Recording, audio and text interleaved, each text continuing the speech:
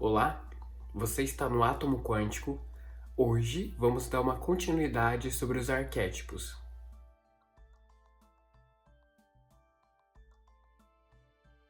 No dia 27 de abril de 2020, há mais de um ano, nós publicamos um vídeo falando sobre os arquétipos. Para vocês que costumam assistir os nossos vídeos, já sabem que nós respondemos as perguntas. No caso, eu disponibilizo um vídeo aqui para o canal, os moderadores analisam, e eu respondo os vídeos que eu tô falando, né? Até porque eu entendo mais do que eu tô dizendo. Nessa questão do arquétipo, nós voltamos naquele vídeo, porque é um vídeo bem acessado, então, claro, lá sempre tem perguntas. E nós trouxemos algumas para vocês, e nós vamos tentar entender a profundidade da questão. Até porque se nós respondermos a questão, como diz, dá pronto, né? Nós impedimos que você tenha um raciocínio. Então, por exemplo, você vê a folha, mas não entende a raiz da árvore, né? Essa é a ideia desse vídeo, tá bom? Para resumir, várias pessoas perguntaram qual é o arquétipo ideal para poder ter uma imagem mais afirmada para a sociedade, né? Arquétipo para utilizar com os filhos, arquétipo do lobo, né? Teve alguém que falou assim que gosta muito dos lobos e queria entender como que esse arquétipo atua na nossa vida. Teve até um comentário interessante, a gente não vai falar o nome, né? Porque a gente não sabe se vocês autorizam, mas uma moça estava falando que muita gente estava utilizando arquétipos de indivíduos que já tinham desencarnado, como Michael Jackson, ou até outras pessoas famosas, e ela ficou um pouco intrigada, né? Se é possível utilizar esses arquétipos de pessoas que já desencarnaram. Houveram também algumas questões de animais no geral, né? O que significa esse animal, como que esse animal atua na nossa vida. Bom, hoje em dia os arquétipos estão sendo mais trazidos para nós, então nós estamos tendo mais contato com isso. Mas veja que o conhecimento por si ele sempre existiu. Nós estamos enriquecendo nossa inteligência e com isso estamos nos tornando capazes de processar esse conhecimento.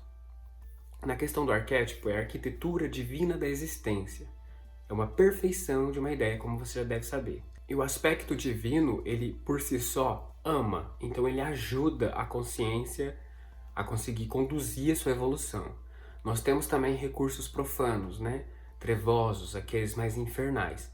Existem arquétipos nocivos, negativos, e uma vez que eles são injetados na consciência, eles produzem esse efeito nocivo, né?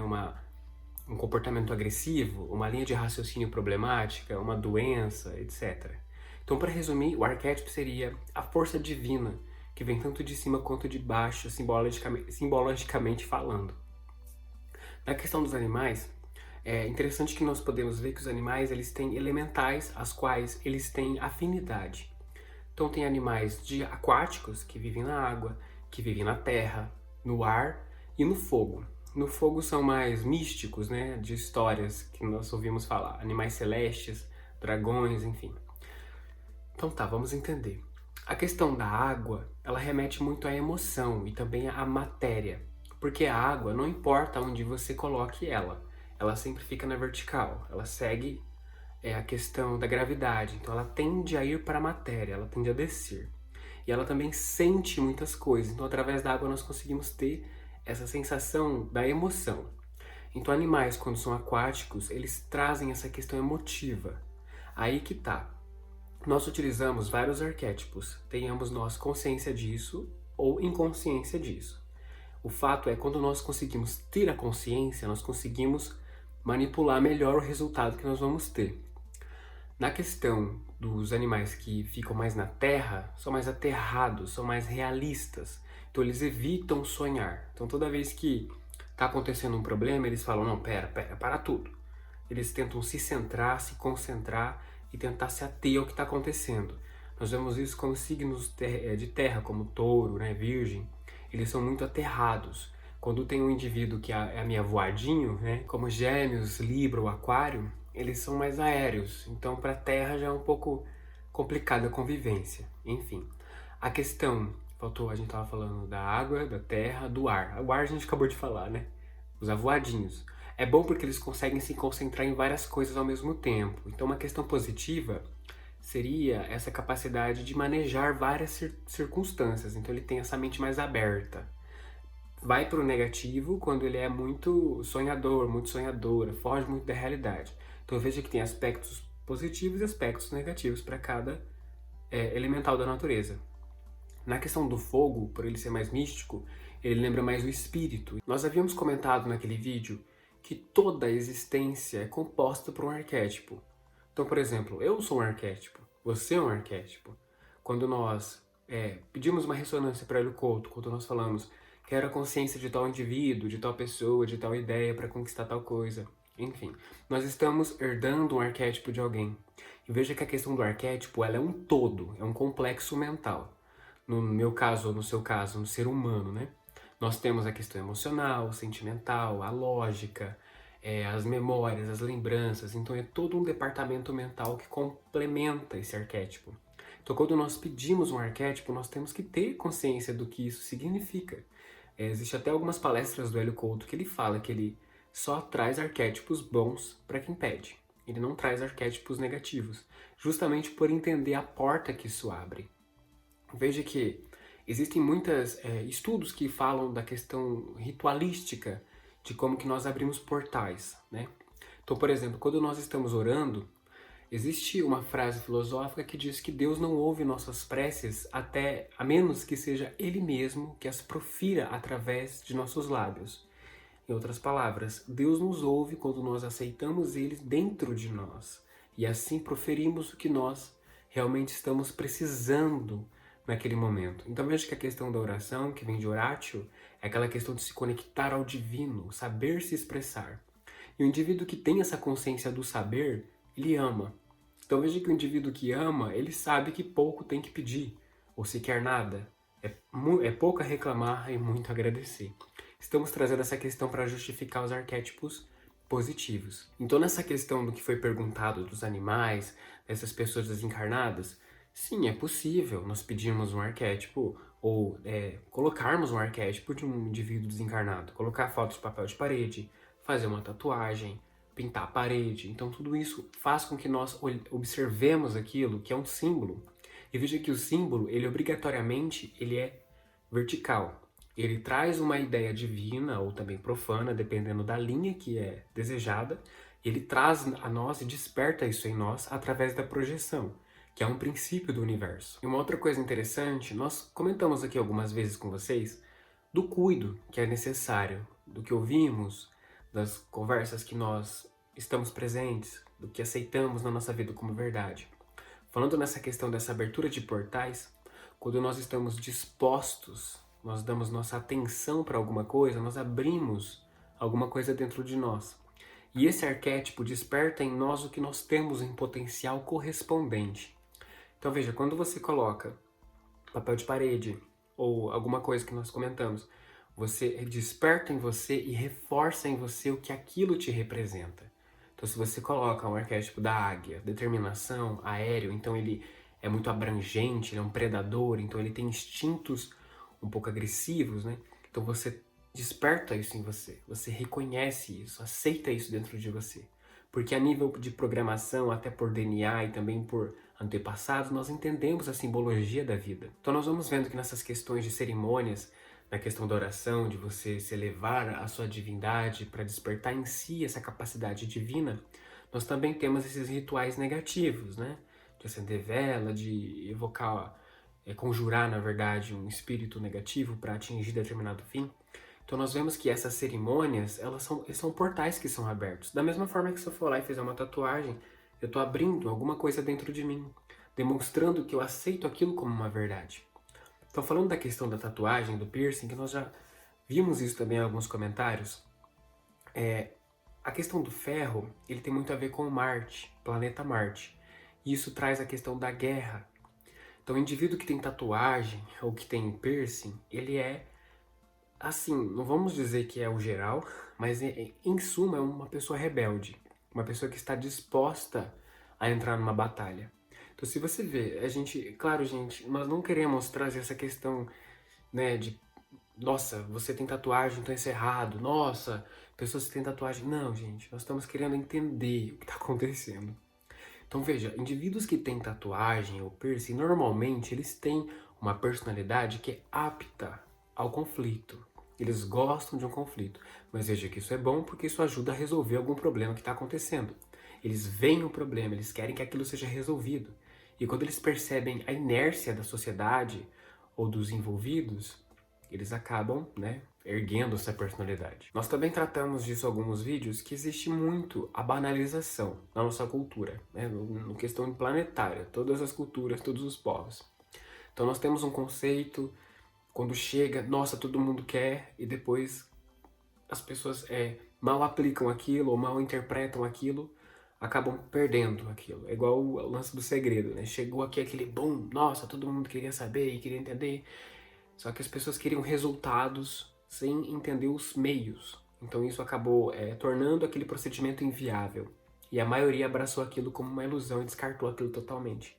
Aquilo tem uma verdade que dá para ser extraída daquilo, que é a questão do mentalismo, do retorno, da colheita. Então, quando nós conseguimos observar essa questão, isso exige filosofia. Nós conseguimos entender o que há de profundidade em uma questão tão simples. Agora que nós estamos passando por esse problema da pandemia e tudo que está acontecendo, nós estamos tendo que ter mais contato dentro de casa e estamos vendo os problemas acontecendo, vieram também algumas mães perguntando de como aproximar os filhos, de como ter essa convivência mais favorável dentro de casa. Veja que os adolescentes, eles têm aquele complexo de serem indestrutíveis, de serem imortais. Isso acontece, eles dão trabalho. Eu já fui adolescente, provavelmente você já. Então eles estão filtrando, naquele momento é o filtro, o que de fato eu vou levar para a fase adulta, o que eu vou descartar. Então eles buscam heróis. Então vocês podem ver que os adolescentes adoram um filme de herói, alguma coisa de poder, aquela pessoa que destrói tudo, mas na verdade o que eles estão querendo ali é aquela força que há por trás daquele poder, daquela guerra, né? Aquela capacidade de causar aquilo. Então quando eles veem os pais como heróis virtuosos, que defendem a bondade, a justiça, a sabedoria, as virtudes do ser humano, esse adolescente segue essa figura, porque vê que dentro dela há um embasamento que leva a algum lugar. Então isso gera respeito, respíceres, saber ver, saber enxergar. Então nós conseguimos ver que aquele ser humano, de fato, é um solo que nós podemos nos basear com confiança. Então o que vemos hoje em dia é essa fuga da verdade, essa fuga de enfrentar o que está acontecendo. Até porque não tem como culpar. Como que eu vou enfrentar uma situação se ninguém me ensinou como enfrentar essa situação? Então nós temos essa questão de empurrar. Nós vamos empurrando, empurrando, aí chega um momento, estoura. Aí a gente quer saber por quê, o que eu fiz, o que eu deixei de fazer. E a gente cai no complexo da culpa, se esquece do problema. Em outras palavras, continua empurrando. Então nessa questão do arquétipo, para ter essa autoconfiança, para despertar essa capacidade, procure um arquétipo que te remeta a coisas boas. Essa questão do ser justo, da justiça. Justiça é dar aquilo que corresponde a cada existência, né? Então, nós vemos que a justiça, ela engloba aquela questão do retorno. Diz que, além de ser injusto, mas... Como diz, o plantio é opcional, mas a colheita é obrigatória. Os meus atos geram reações, é inexorável do universo, isso tem que acontecer, a questão é quando. Então veja que quando nós nos apegamos a arquétipos que têm essa questão da fama, do materialismo, nós podemos ver, né, por exemplo, quem foi a pessoa mais rica que existiu no ano de 500? Ninguém sabe. Quem foi o ser mais virtuoso? Jesus, um ótimo exemplo. O que ele deixou para nós ecoa até hoje. Essa divindade, essa questão do amor incondicional. Isso, de fato, deixa uma marca que ecoa pela eternidade. Agora, um ser humano que visa bens, isso passa. Isso um dia é desconstruído, é transformado em outra coisa e aquilo fica. Então nós vemos que muitas pessoas juntam muitos recursos, aí chegam num ponto da vida, olham e falam, e aí? Então nós vemos que há estudos, inclusive, que dizem que indivíduos próximos da morte, do desencarne, perdão, quando eles se deparam com o fato de que eles fizeram mais materialmente falando e se esqueceram de si próprios, caem em depressão. Eles entram numa crise existencial. Então diz que é a crise da terceira idade, que a pessoa já não sabe mais o que está fazendo da vida, porque se aposenta, entra na inércia. E aí? E aí? Nosso corpo é feito para se mover. Então nós pararmos, brecarmos isso, estamos indo contra o princípio do movimento, né? Que o universo é movimento, é amor. Então, para ir concluindo as ideias que nós passamos aqui, se você está buscando um arquétipo bom, um arquétipo que seja benéfico para você de fato, procure um que seja na questão mental, né? De buscar virtudes, qualidades, humildade, caridade, resiliência, paciência. Então procure se espelhar nessas questões e você vai começar a despertar em você esse potencial. Veja que ser colérico, agressivo, violento, como é que diz, é sedutor. Então nós vemos que a densidade, o profano, ele seduz. Justamente por o profano vibrar baixo, e a vibração baixa ser mais parada, pegajosa, então nós vemos, por exemplo, a paixão, como que ela seduz. É aquela coisa que a gente para ali e fica, que delícia. Ou aquela questão de submeter aos vícios, ou de ter aquela explosão de raiva e falar tudo o que queria falar para as pessoas, justificando essa agressividade que a gente não sabe nem de onde vem. Então tudo isso traz aquele prazer. Então nós vemos que nós nos focamos no prazer próprio e nos esquecemos do entorno. Então no decorrer da vida nós vamos vendo que esses prazeres pessoais são egoístas. E quando nós determinamos esse fato e batemos o martelo e entendemos que de fato pouco fizemos para nós mesmos e para o próximo, nós começamos a entrar nessa fase de negação. Então veja, nós temos hoje em dia recursos, eu dizendo até por experiência, teve um tempo que eu já até falei aqui que eu gostava muito de tecnologia, eu queria comprar celular e não sei o que. Não, além da questão do celular ou do seja lá o que for, carro, moto, casa, enfim. Nós queremos mostrar para você aqui que isso nunca acaba. Você tá vendo uma coisa hoje? Nossa, maravilhoso, comprei isso. Ano que vem tem outro. Você tem que lutar, batalhar para comprar aquilo e você vai vender esse a um preço muito inferior do que você pagou. Então nós ficamos presos na matéria. Nos esquecemos da virtude, de fato, do ser humano. Então veja que na questão, esse vídeo está ficando comprido, mas é mais para trazer essa questão mesmo, gente. Nós sabemos que a morte é um conceito, né?